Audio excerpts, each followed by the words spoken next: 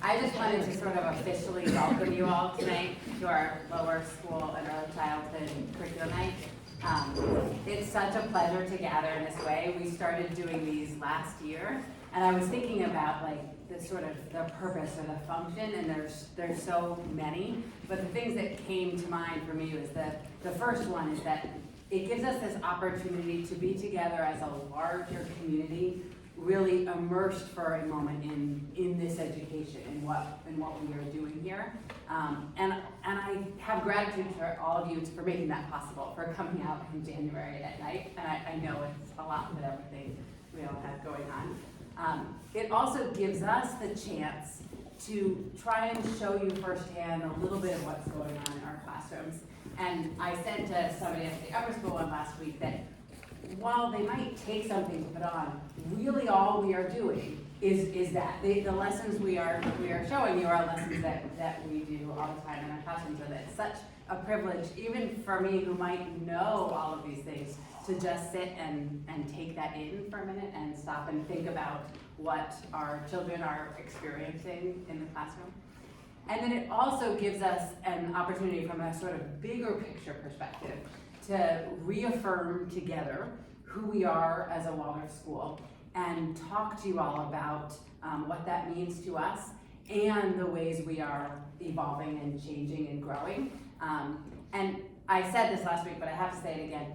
It's really a privilege, and that's the word I would use, to work in an institution that is so willing to be firm and strong and clear about who we are and to know who we are as a Waldorf school, and to say, what are the ways that we need to grow? What are the ways that we need to change to be a Waldorf school of this time and place and to meet the students that are coming through our doors today?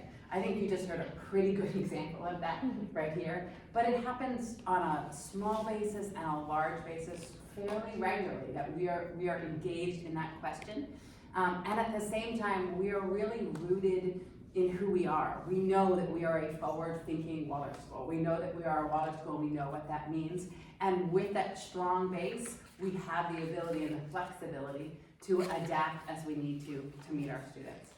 So last year, for those of you who are here, we talked a lot about our academic programming, and specifically, we talked about the way we teach literacy and the way we teach math.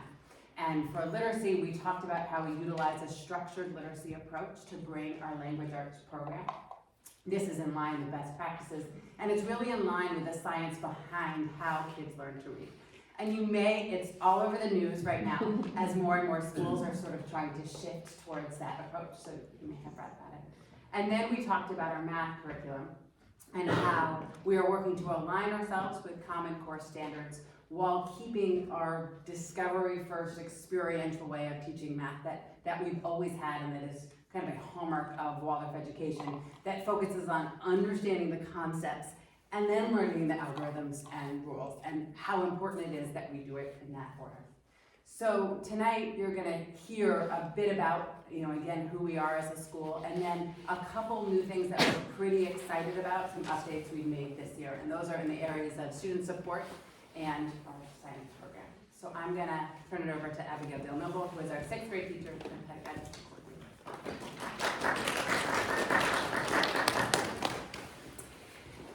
So it is so fitting that we did have these great experiences first with Kat and that same but different image, and then a little mini lesson in cyber civics, which I always love to sit in on those super rich discussions.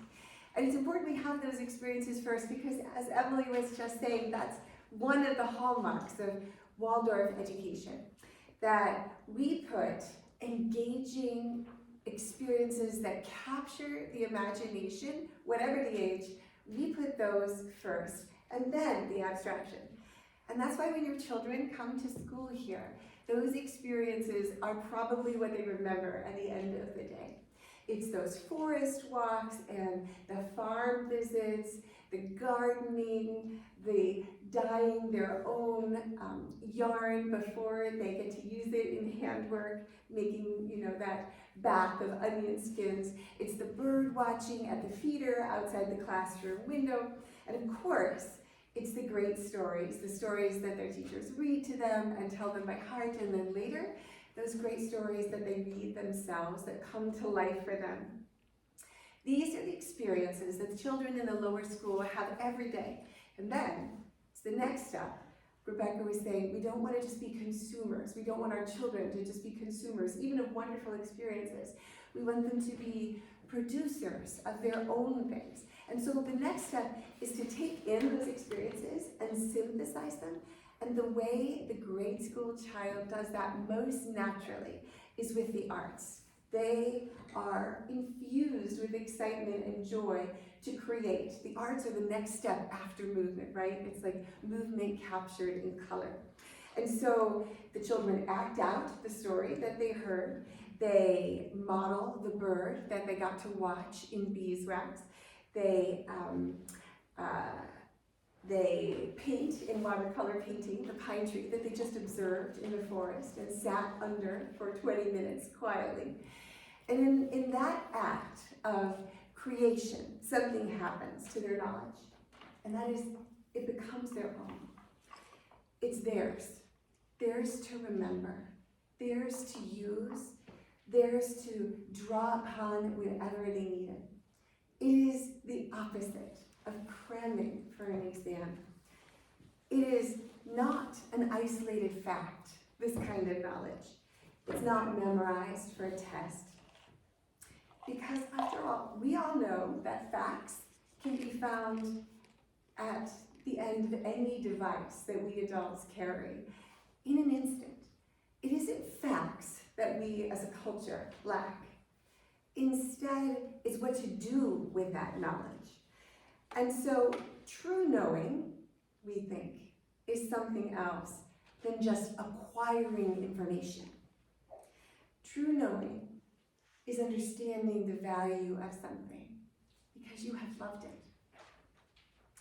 It is knowing the place that something has in the ecosystem because you sat with it and you observed its context for many minutes, even hours at a time.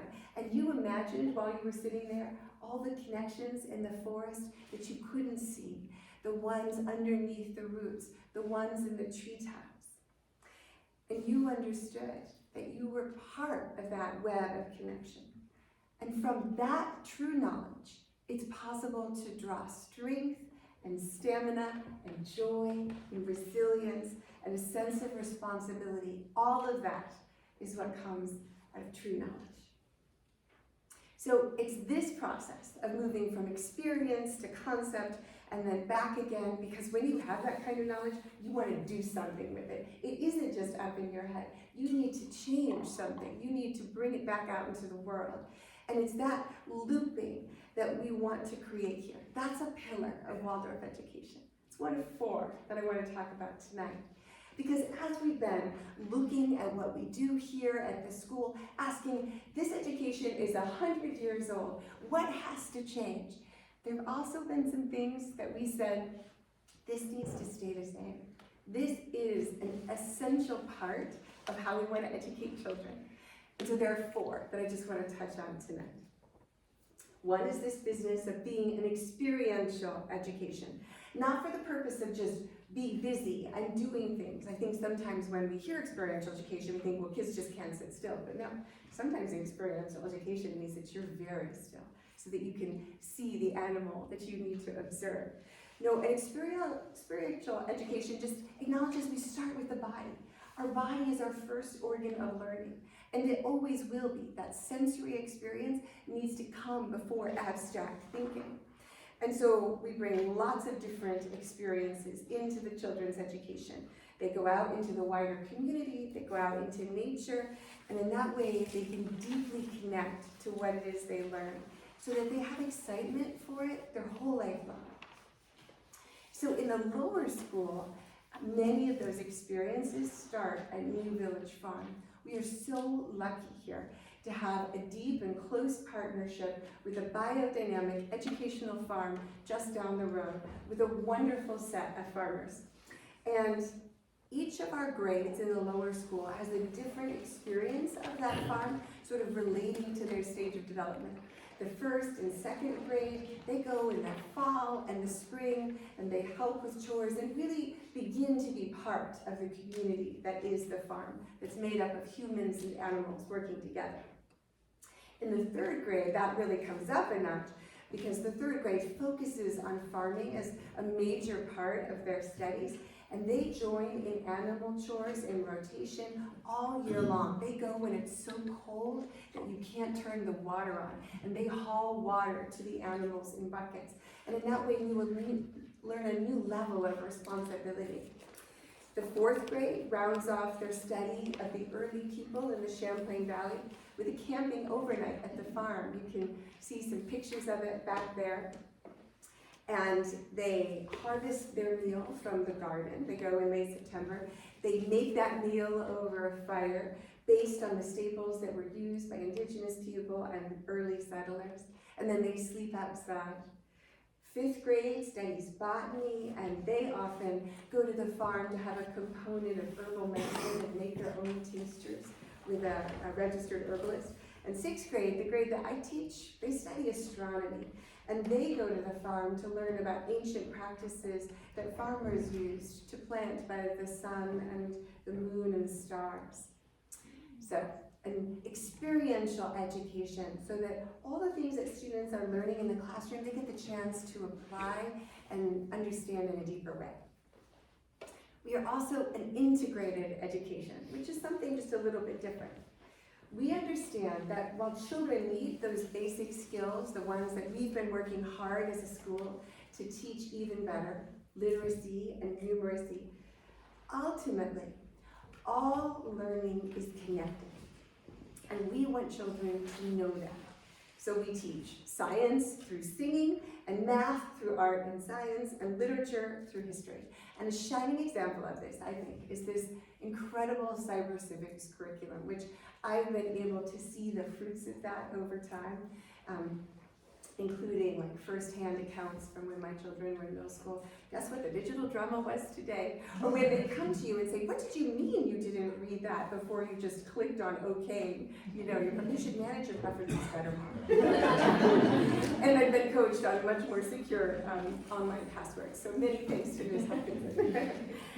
But what is, I think, so brilliant about this curriculum is that it's based on the understanding that what we think is what we're teaching is not actually what is the important skill at all. And Waldorf, I think, is very good at sometimes sort of coming at things from the side and thereby getting to the heart of the matter. So as Rebecca pointed out, a lot of times we as parents, most schools who teach this, think that we're teaching technical skills. But the essence of digital safety and health is not technical at all. In fact, anything that we would teach the children, right, it's going to be outdated in 5 years in the technical realm. No, it's that these are social skills. That the most important skills online are the ones that will remain the same. It's whether children actually know and understand that they are acting according to values, whether they can hold their personal boundaries, whether they consider the impact of their words and actions, whether they have the capacity for self-restraint, whether they value their own worth and dignity, whether they know and can care for their reputation. All of these things are real life skills. And children need to learn them in context, face to face, with adults who can guide them, peers who can discuss them, before they take it to that more abstract virtual realm where it's so much harder to see what is actually at play. It's through the activities of cyber civics, which are conversation, artistic activities, and role plays, that children have that knowledge integration that we know is what really allows you to draw on the skill when you need it. That's what makes it there for you. And with that, they can be safe and successful in the digital space. And as you can see, there's never been a time where it's more important to have this. Every year, I think that's true. Boy, it's even more important now. But with the advent of children younger and younger playing online video games, it's become clear to us that this is a skill that we need to look at as a college, as a group of teachers, perhaps bringing even earlier, planting the seeds, because our children deserve to have the understanding of how to navigate the spaces in which we as adults are placing. So the third pillar of our education is that it is developmental. As a mom to 3 now teenagers, I've had a lot of opportunity to observe the big milestones in child development that Waldorf education told me about, and to think about how wonderful it is that this curriculum meets those different ages and stages. So children under 9, who has children under 9? Sorry. They tend to feel still very connected to everything that is around them, to the environments they come from, especially their families. They have a tendency to feel at one with the world. They want very much to be the same as their peers and their family. They don't want to have to choose between them, even as they are becoming more aware of the mischievous side.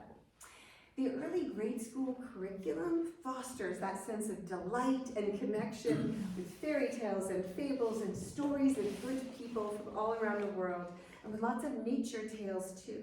And all of these provide children with that deep sense of connection that they are yearning for. And then around 9, between 9 and 10, there's a really important change. And that is that children begin to feel separate. They become more aware of what I can only call an existential sense of loneliness. That part of the human condition that begins to know that things cannot always stay the same, that people will leave, that they die, and that sometimes they let you down. Children who are transitioning into that next stage of childhood, there's something beautiful on the other side. It's actually the heart of childhood that is on the other side of that. But the tunnel that gets you there, that can be a really hard one to walk. It almost always involves inner struggle. And it is hard as a parent to see that. Often comes with more fears and sadness. And the Waldorf curriculum has the most powerful antidote for this time, which is a focus in the curriculum, along with academics, on practical skills. The ones that human beings have used for millennia to make their way in the world and to thrive. It's learning about farming and gardening, making clothing and shelters. And children not only learn that, but they do it physically a lot. They're in the woods, building forts out of snow and sticks. That is part of the curriculum. And they are doing that physically. And you know what's happening in that inner life that's beginning to evolve? They are building themselves up inside. As they make these houses, one house after another, fort building all over the place, they're building a shelter of themselves, coming to understand that they can actually be at home anywhere, that they have what it takes to find their way. Not completely yet, they're not adults, but beginning to get a sense that they will have what they need. It's that kind of confidence that I see at each level that just shines forth when the children are met by the curriculum that is given to them in school. The next big milestone is at 12 years old in 6th and 7th grade. Now the middle schooler is moving out of middle childhood, that golden age of fort building and playground games. And they are losing some of that precious awe and curiosity that is just the gift of the young child. And they are beginning to ask, what does the world have to offer me? And of course, they are physically experiencing puberty, which is a huge and disorienting shift in their emotional and physical body, to say the least. And so what does the Waldorf curriculum have to offer children at this time? This is when we take a deep dive into the sciences, into laboratory sciences, into physics and chemistry, the earth sciences, geology and astronomy, and the biological sciences of physiology and anatomy. Now before that, children have certainly been immersed in learning about the physical world and how things work, forest walks and nature walks and observations on the farm, drawing animals and drawing plants. But it's really in 6th grade that we enter into this world of like science and experiments and observation. And why is that? Because these are the things that are guaranteed to rekindle a child's natural sense of excitement and enthusiasm and awe for the world. Just as they are pulling away from it, it is the thing that makes them absolutely want to come back. It is the best antidote to sarcasm and cynicism, which our culture does so much to support, thank you very much, that you could ever imagine. We adults, we don't have to tell the children to be interested in the world, not when they're little, and not when they're big. All we have to do is show them how to really look at it, how to observe it carefully, and then just watch them light up in wonder. I have a visceral experience of this that is so fresh in my mind. When I took my 6th grade camping on a geology trip, and we went caving, and we suited up with lights, and we walked a mile into a Vadose cave, so a cave that has rapidly running water. And these children, some of whom, weigh barely more than that chair, walked a mile in a freezing cold river against the current into a limestone karst cave. And then we turned off all our lights and we stood for a few minutes in utter darkness. Darkness like you never have on the surface of the earth because no light penetrates. And then we looked up and we turned on our headlamps and we looked at a cave ceiling that was 80 feet high, decorated with limestone, and we saw something that looked like it had been carved, but they knew that it was the forces of water that they had been learning about in the classroom. And I looked down at their faces while they looked up, and it was pure awe. They will never forget that. And I think they will bring that excitement into the next thing they study, because it isn't really so much about what you study. That's one of the lessons of Waldorf education. Everything in this world is so interesting. It's the light inside that you bring. And if you have even just a few memories of that kind of complete wonder, then any idea can be made to come alive.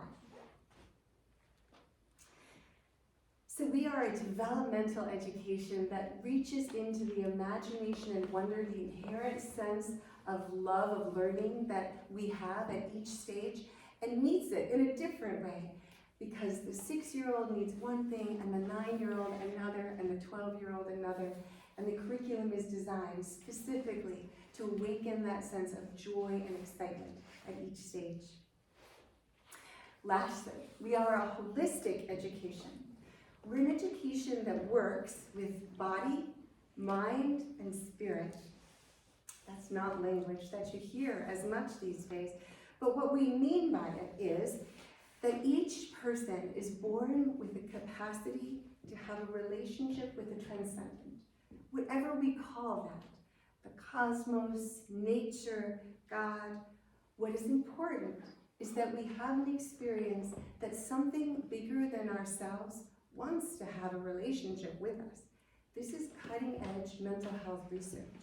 Recent research at Columbia and Johns Hopkins universities are confirming that children actually have an arc of spiritual development that we can chart along with their physical, emotional, and cognitive growth. Having a personal connection to something greater than ourselves is the single most highly correlated factor to avoidance of suicide. That is from Columbia University. So amongst teenagers between the ages of 13 and 15, that was the highest correlation, not part of a religious community. It's not about whether you belong to a church. It's whether the child had a sense of connection to something greater than themselves. It is a tremendous factor in resilience and mental health. Our spiritual aspect is a part of who we are as a Waldorf school, that we recognize and nurture this sense. And I think it's tremendously affirming to children who come naturally with this sense, and when they express it, often don't don't have it acknowledged. So just as we want to acknowledge children's feelings in their emotional life, or their intellectual insights in their cognitive life, so when they express spiritual insights, do we celebrate those as just part of life here. In the younger years, we build this up primarily through an experience of wonder, imagination, and time in nature. But it's early adolescence where this really becomes important.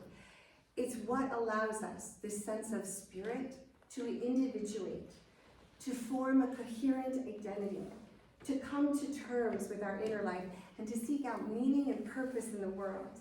In fact, to do all the things that teenagers have to do. Acknowledging that our children have a soul means they are not bound to create themselves out of the limited options that our culture might give them at any particular time through social media or any other means. They do not have to be defined by their looks or their image or their number of likes or the number of people who follow them. These measures lead too easily to anxiety and depression and despair, which is the condition of far too many teenagers in our time. We want something better. Our children deserve so much more. We want them to be able to grapple for themselves on their own terms with the big questions that are before everyone. Why am I here? What is my purpose? What are my responsibilities to others? What can I do in this world? These are the questions at the heart of what it means to be a human being. They are the questions at the heart of Waldorf education. We want our students to be able to reflect on their own experiences and take out new ideas into the world. We think that that's what Waldorf education has been doing for 100 years, and we're excited to make it part of the future. As you can see, there's a lot that we think we have been doing well and that we want to keep doing. And we're an institution of learning, so that means we're always looking at what we could do better. So I want to highlight just a couple of those places that when we did this big review of our school, we said we want to make this stronger for the children that are coming to us now. One area of our programming that we knew we wanted to develop was that of student support. Now, students' first point of connection in the lower school is going to be their class teacher, that person who lives with them through years, who develops a long relationship with them and their family, and who comes to know them in so many different ways. And we recognize that sometimes the teacher cannot meet every student's needs all of the time. We needed more capacity to serve all of our students, some of whom will go through challenging times. And so we created 2 new positions in our school, special educator and school counselor. We're so lucky to have 2 fantastic new faculty members filling these positions, Kat Weiner, who most of you saw earlier as our special educator, and Kristen Utter as our school counselor. So these 2 work together with our classroom teachers and our administrators, and they help together, we all help our students reach their full potential. Kat, our special educator, as you heard, she works mostly with small groups, sometimes cross-grade groups, to provide additional academic support so students can get the most out of their classroom instruction. Sometimes sitting in that big group and learning is just not the way a child is going to access a particular concept, and so Kat is there to help them along the way. Mostly that's math and literacy, but as students get older, it includes executive functioning. There's a lot to do with organizing ourselves in the middle school. She also helps us do academic assessments and access formal educational evaluations, among so many other things.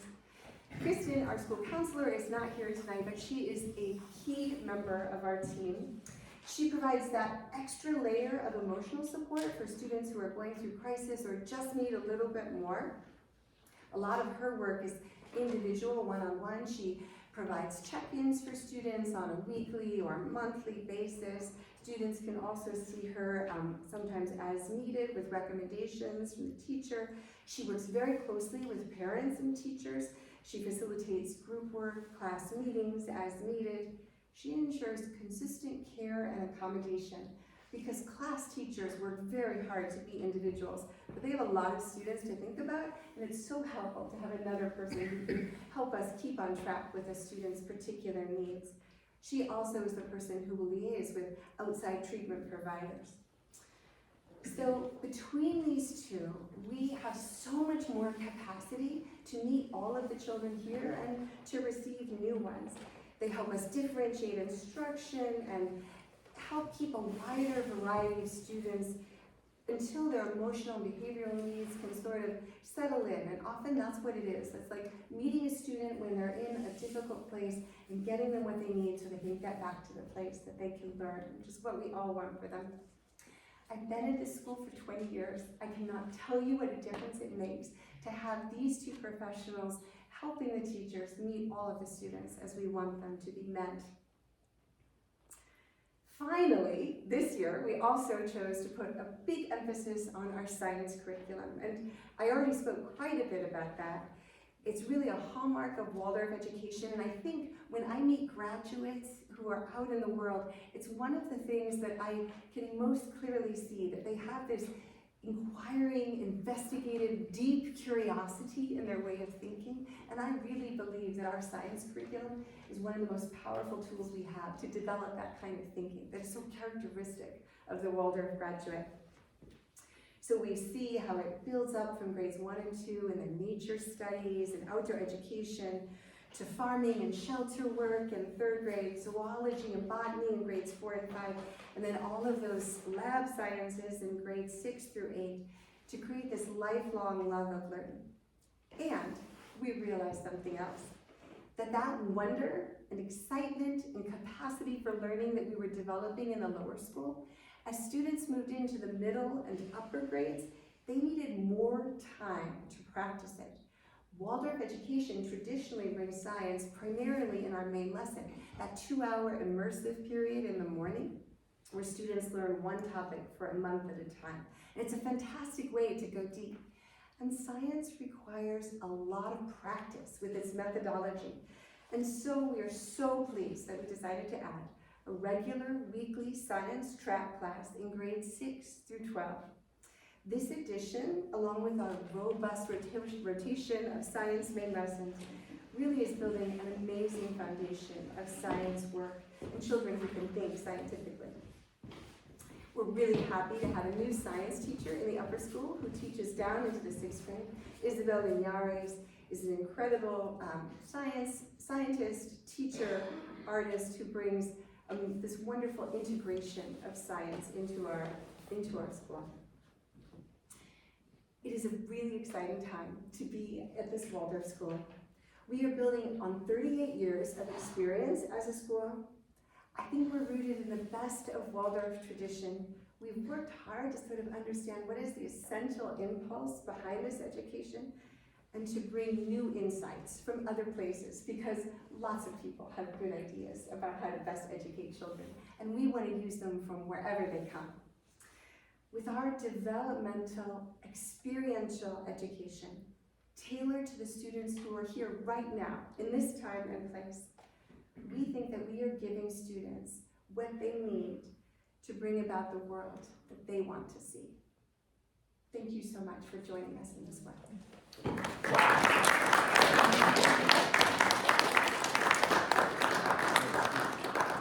we have time for Q&A, and that would include from Kat's presentation, the math, same but different, or any aspect of the school or curriculum. Does anybody have anything you want to ask? Oh yeah, Kat, come back. Great, because I was just me. Any questions? So we know people have to go, babysitters and whatnot.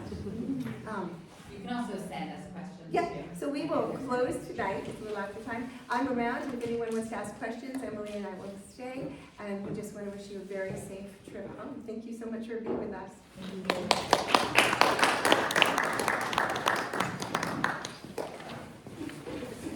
Sorry, that was mine.